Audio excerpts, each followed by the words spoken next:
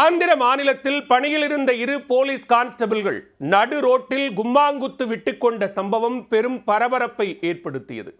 காவலர்கள் 2 திடீர் ஆவேசமடைந்து குத்துச்சண்டை வீரர்களாக மாறியது ஏன்?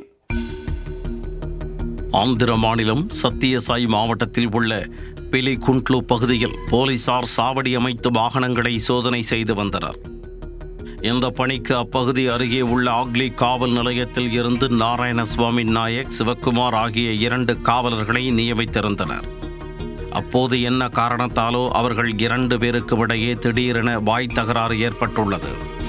பேசிக்கொண்டே இருந்தால் எப்படி, மோதி பார்த்து விடுவோம் என்ற முடிவுக்கு வந்த அவர்கள் வீர நடைபோட்டு நெருங்கியுள்ளனர். தணிக்கை சாவடி ஊழியர்கள், வாகன ஓட்டிகள் ஆகியோர் பார்த்து கொண்டிருக்கும் போதே 2 பேரும் நடுரோட்டில் சரமாரியாக முகத்தில் குத்துவிட ஆரம்பித்தனர்.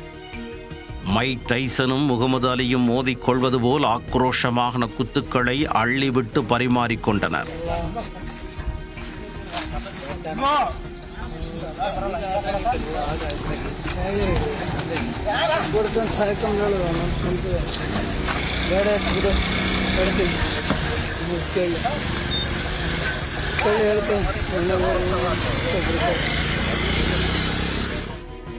அருகில் இருந்த பொதுமக்கள் போலீசார் 2 விலக்கி அனுப்பி வைத்தனர்.